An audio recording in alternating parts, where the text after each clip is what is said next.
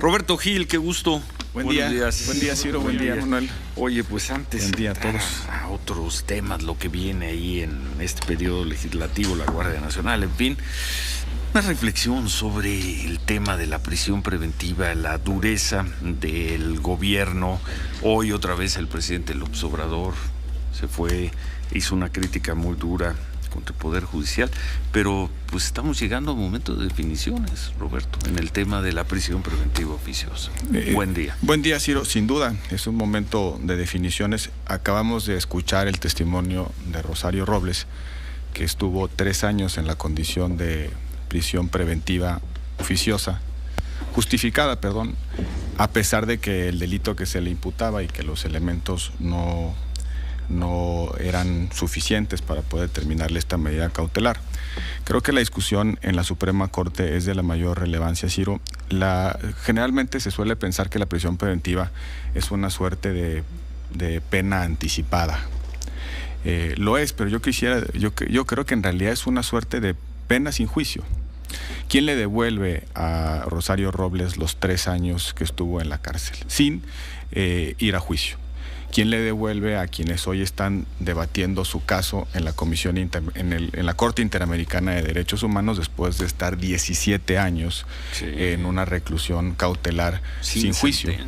¿Quién le repone ese tiempo a muchas mujeres, a muchos mexicanos que están en prisión preventiva porque no tuvieron una defensa adecuada, porque el Ministerio Público forzó al juez, porque no tuvieron la capacidad de defenderse, porque circunstancialmente les fue así determinada? La prisión preventiva es contraria a los derechos humanos, contraria a la presunción de inocencia, contrario al debido proceso, contrario a la racionalidad del sistema penal acusatorio.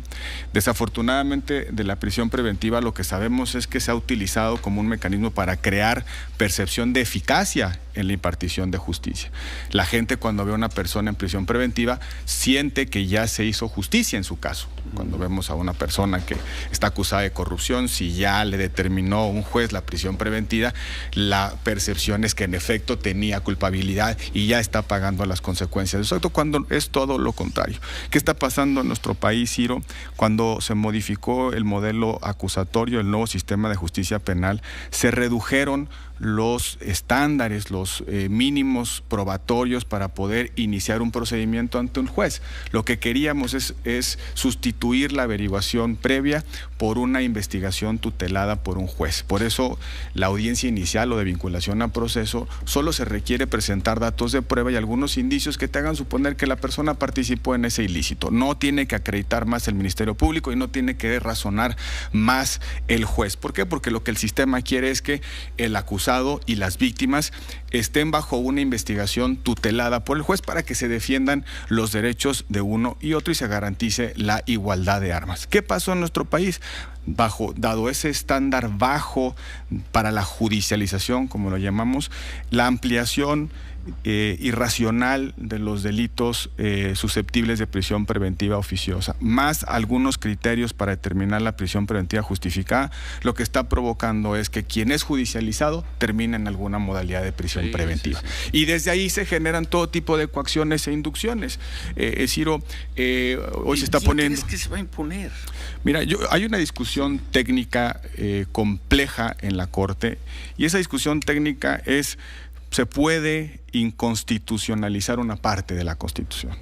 Y ya muchos abogados que desde una posición formalista están diciendo no se puede, de ninguna manera la Corte puede declarar a una parte de la Constitución inconstitucional. ¿Por qué? Porque en efecto la prisión preventiva oficiosa y la justificada están en la propia Constitución, en el artículo 19. Entonces, en esta acción de inconstitucionalidad que está debatiendo la Suprema Corte de Justicia, en el fondo técnicamente hay una discusión si se puede declarar inconstitucional una parte de la Constitución. Pero yo creo que no es el problema. ¿Se va a imponer?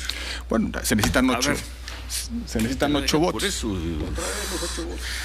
el lunes. Otra vez los 8 votos. El lunes tocan el tema. Bueno, vamos a pausa. Seguimos. Muchas gracias por sus comentarios, por la conversación que acabamos de tener con Rosario Robles. Muchas gracias. 9:20, volvemos. Nos quedamos en el corte con Roberto Gil. le preguntábamos qué viene, ¿va a pasar o no esta propuesta sobre la prisión preventiva? ¿La van a votar los ministros de la Suprema Corte? ¿La van, de hecho, si no a desaparecer, a reducir a un mínimo? ¿Votan el lunes? El lunes 5, sí. El lunes 5 empieza la discusión. Se necesitan 8 votos. ¿Ves esos 8 votos, Roberto? Ahora no los veo. Hoy no los veo. Quizá nos faltan 5. Sí, faltan. Bueno, una semana. No los veo porque muchos ministros tienen ya una posición definida en el criterio previo sobre la inconstitucionalidad de la Constitución, el famoso criterio de las restricciones expresas de la Constitución que prevalecen contra tratados internacionales, y esa es un poco la discusión. Ahora, la Corte tiene una enorme oportunidad de poner límite a un abuso, y es un abuso que se está normalizando en nuestro país.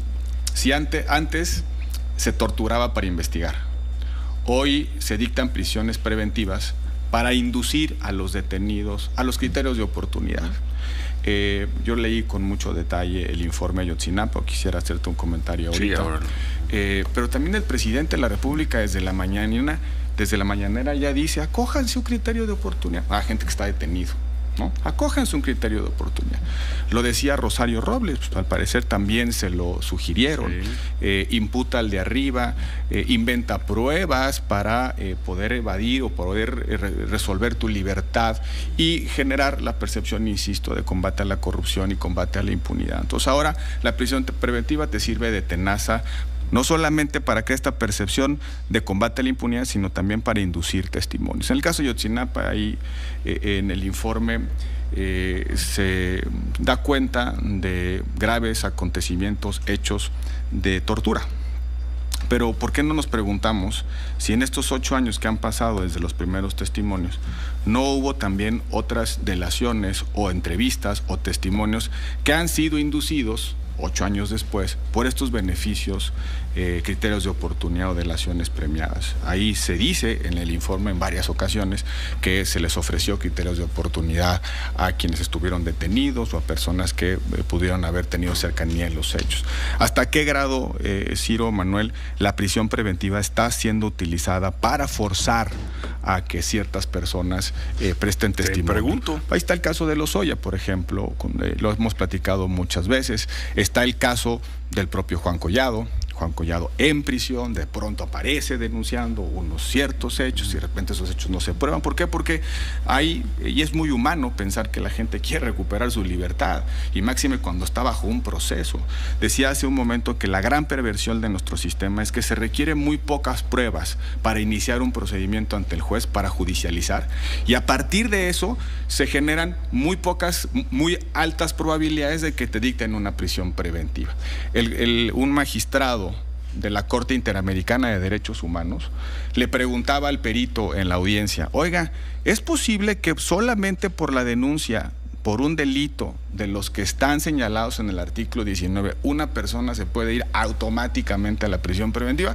Y la respuesta del perito, y es la respuesta que pudiéramos dar cualquiera de nosotros, es, en efecto, okay. Te acusan de lavado de dinero, te acusan de delincuencia organizada y te acusan de algún delito que está dentro de hechos de corrupción, programas sociales, de cualquiera de los delitos comprendidos en el 19, y una vez judicializado, que parecía que es tu derecho tener a un juez que conduce el proceso, se convierte en tu calvario y tu condena, porque automáticamente, solo por la imputación, te dicta la prisión preventiva oficiosa y no puede salir. Ahora, no solamente es el problema de la prisión preventiva oficiosa, Ciro, la prisión preventiva justificada, esa que puede dictar el juez a petición del Ministerio Público cuando se requiera garantizar la integridad de la víctima, la integridad del proceso, evitar la evasión de la persona investigada o incluso en caso de que haya reincidencia de por medio. Esa prisión preventiva justificada hoy es la regla, y hemos llegado a absurdos de que jueces dictan prisiones preventivas justificadas aduciendo que la persona que está siendo investigada, que está siendo presentada al proceso, es muy poderosa o tiene relaciones de amistad con políticos o tiene una licencia de conducir falsa o tiene dinero para evadirse. Cuando dice claramente nuestra Constitución, nuestras leyes, los tratados internacionales, los precedentes del sistema interamericano, que no se vale dictar la prisión preventiva a contentillo solo en condiciones extraordinarias, temporales. Y eso es lo que se va a discutir, Ciro, en esta mira el caso de Murillo Karam, lo tienes, ¿no? Más allá de la investigación de Ayotzinapa. Murillo Karam, fueron por él, salió de su casa, de alguna manera se entregó. O sea, imaginar que si Jesús Murillo Karam no estuviera en este momento en la cárcel, se hubieran dicho, bueno, sigue un proceso, defiéndase fuera de la cárcel. ¿Se va a dar a la fuga Murillo Karam? No se había dado la fuga. No, pero se va a dar a la fuga. Y sin embargo se va a quedar en la cárcel no sé cuánto tiempo.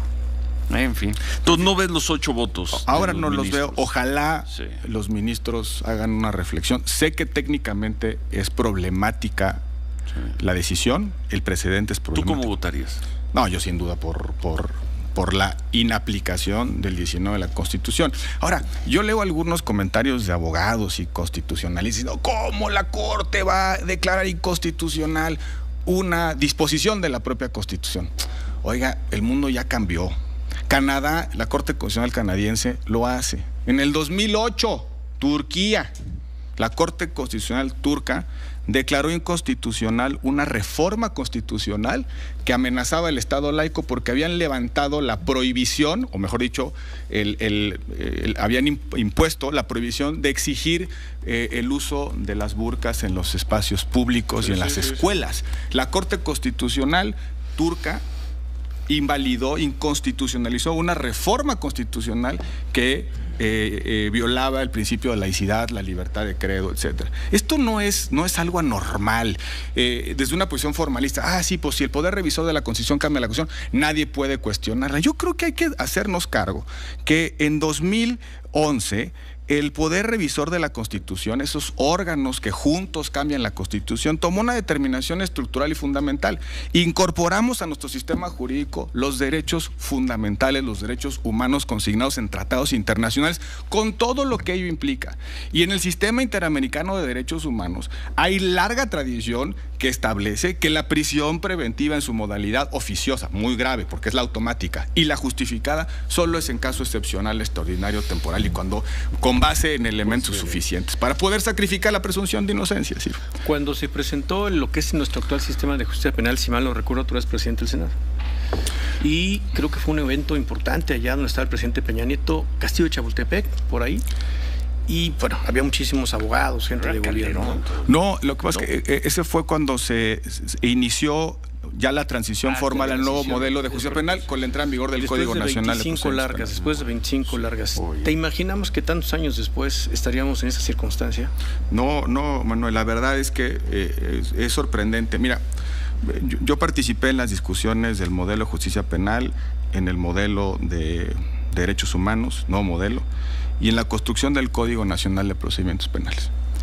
Nadie nos imaginábamos, yo no me lo imaginaba, y discutimos largo y tendido, no me imaginaba la utilización perversa del criterio de oportunidad.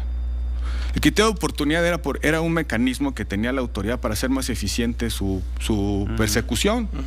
Es decir, no podemos ir por el 100% de los delitos, ¿estamos de acuerdo? Entonces la autoridad, que tiene recursos limitados, personal y recursos humanos, financieros, materiales, no puede perseguir el 100% de los delitos. Tiene que escoger dónde genera una mejor percepción social de que hay consecuencias. Entonces el criterio de oportunidad te permite decidir dónde pones la respuesta punitiva del Estado. Hay cosas por las cuales yo no voy a perseguir a estas personas porque me interesa más el delito mayor. El criterio de oportunidad es de alguna manera laxa, pero creíamos que había quedado lo suficientemente claro que no podía utilizarse para inducir delaciones premiadas y delaciones que solo buscan salir de la cárcel en lugar de mejorar las condiciones de procuración de justicia. Decíamos, repare el daño, delito mayor, siempre y cuando prueba, colaboración en el juicio, porque ahora se nos olvida, parece que el criterio de oportunidad, yo nada más te firmo lo que quieras y ya me voy. Sí. Establece deberes y gravámenes, cargas procesales de estar presente en el juicio hasta que se obtenga condena, previa reparación del daño y previa evidencia suficiente aportada por el que sacó el criterio de oportunidad. Que dijiste es verdad. Eso lo pensé. Ahora hay criterios de oportunidad que se le conceden a los abogados. Sí. Bueno, pensábamos que la prisión preventiva oficiosa fue un debate en el 2008. ¿Cómo se impuso la prisión preventiva oficiosa? ¿Sí? ¿Cómo se está ahora imponiendo la respuesta del gobierno? Es que se nos van a pelar, se nos van a ir. Entonces la autoridad necesita ciertos atajos, ciertos pretextos, ciertos instrumentos. Claro, 2, 3, 5, 10 años antes de que empiece el juicio. Tenemos que terminar, Roberto. Si puedes, ojalá estés con nosotros el martes. Día siguiente, supongo que sí va a sesionar. Como dice Roberto, en una de esas no termina, pero muy probablemente el lunes sí, tendremos ya la primera decisión, por lo menos, ¿no?, de la estructura de la el martes, con mucho gusto, seguimos, lo platicamos. Y también hacemos una evaluación de los 4 años de gobierno del presidente López Obrador. Gracias, Roberto. Gracias, Ciro. Gracias. Hacemos una pausa, volvemos.